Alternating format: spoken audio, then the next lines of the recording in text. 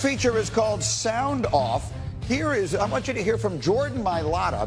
So they're going to vote on the tush push today. And obviously this is an enormous thing for the Philadelphia Eagles. Their tackle, Jordan Mailata, had this to say about the tush push. In terms of them banning the tush push, I hate that name, so I hope they do ban it. It's a stupid name. But I can't control that. Just sounds better with his accent. I rather like it. I feel like the sense I'm getting in the wind is that this is going to get banned, that this is going to happen today. There's been a lot of momentum in that direction, starting with the owners' meetings in March, when it was clear to everyone who listened in on those presentations that the commissioner, it feels like, would like this play out of the game. They brought out health and safety experts, doctors, to talk about how, no, we don't have data yet that says it's unsafe, but geez, just look at it. When someone gets hurt, it's going to be catastrophic. So they reworded the proposal to try and appease some of the holdouts from March. So now it would be illegal to push any ball carrier anywhere on the field, not just in these specific situations. I would not be surprised if the tush-push ban got passed today. And actually, I am literally being told as you speak, and I'm going to say this, our coordinating producer, John Fink, is giving me the information in our ear, but as we speak, the Detroit Lions have withdrawn their proposal to do the playoff reseeding. Yes, that didn't sound like it had enough support. You had said to me this morning you don't think it's going to go through, and now, in fact, the Lions, from what I'm being told, have withdrawn their proposal. So the idea that they might redo the way they seed in the playoffs and not give automatic home games to division winners, which I sort of have been mixed on, it sounds like it's not going to go through anyway. The proposal to change the way they do that does not sound like it's going to. Again, you're getting it as I am, but if that has been withdrawn, then yes, that's got to wait at least one more year. Lewis, a final word on that one, if you will. The idea that, you know, it's never sat right with me, and now they play 17 games, but back in the old days, a team is 7-9, and they win their division, and they're hosting a team that was 11-5. It's never quite felt right to me. What do you make of this proposal now clearly being withdrawn and not going through?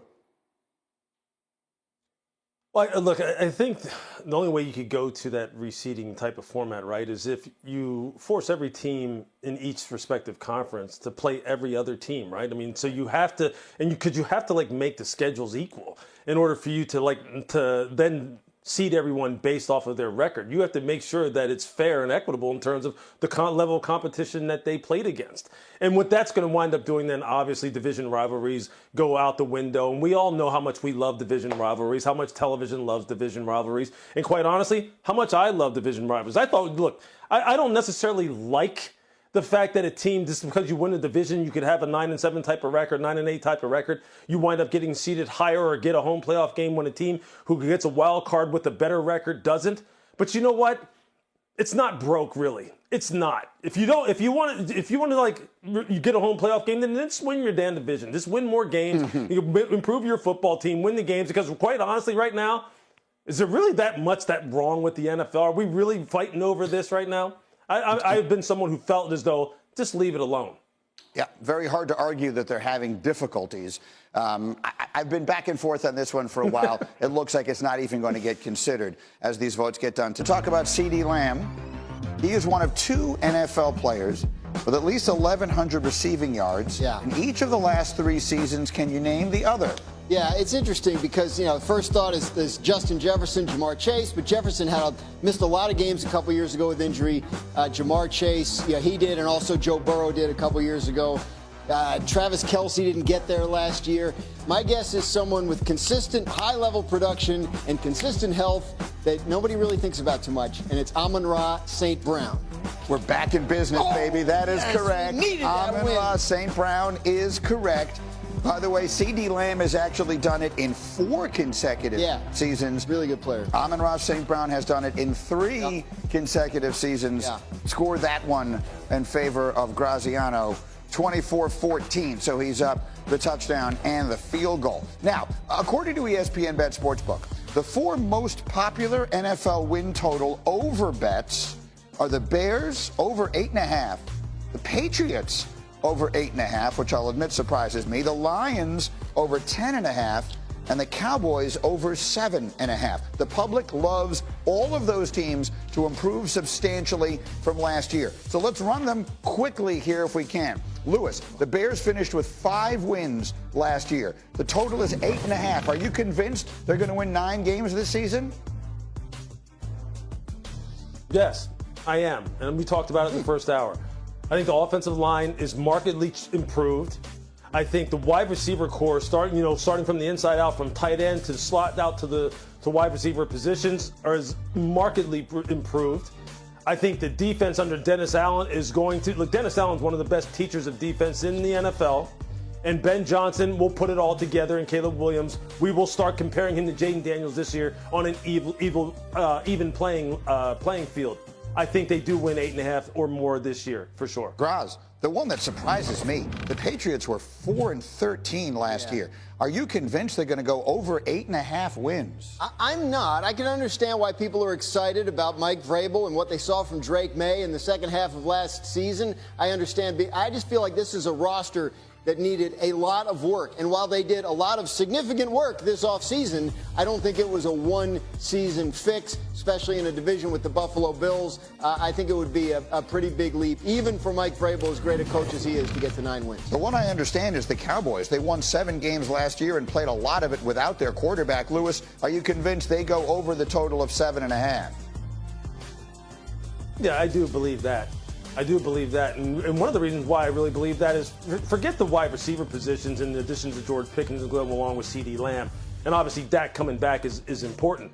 I think really the key to this football team, obviously there's defensively, they need to be able to show that they can stand up to the physicality that teams always attack them with down the stretch. But their offensive line has the ability to be a dominant offensive line. If guys like Tyler Guyton, Tyler Booker, those 2 guys in particular, along with Tyler Smith, can wind up being the kind of road graders that I used to play against when I played against the Cowboys in the 90s, when they absolutely just snatched your will from you every single game. If those 3 dudes right there can wind up hitting their potential, this football team could be really dangerous. It really could. I just happen to be skeptical in their own division because of the improvements that I think Washington is going to make, and the fact that Philadelphia, their whole offense returns. Yes.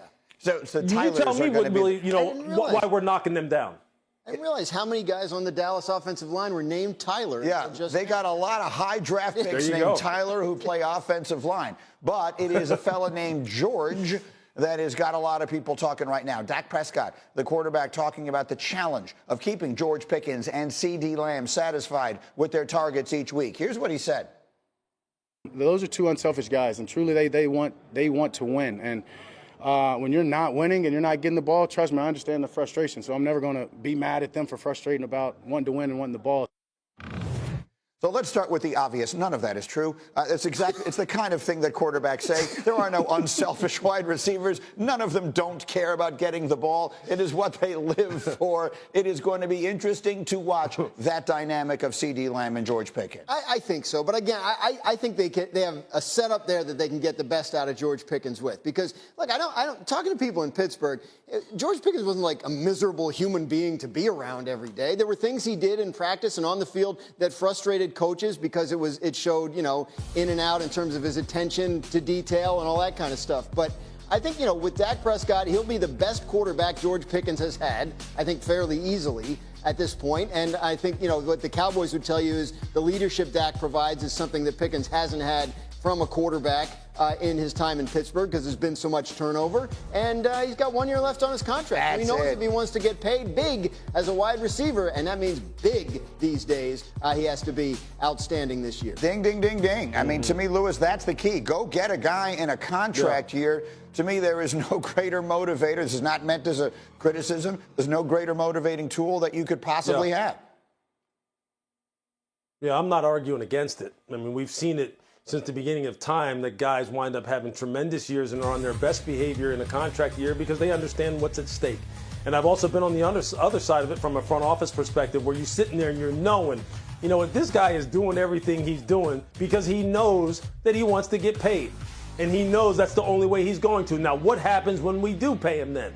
And since this show and since this conversation isn't about what's Dallas going to look like in 2026, well, then, yeah, maybe in 2025, we get the very, very best version of George Pickens. And that's not trying to be disrespectful. That's just being honest about it. Yeah. You know why I constantly keep trying to downplay the expectations surrounding Dallas? Is because of what everyone else in the division still has at their disposal.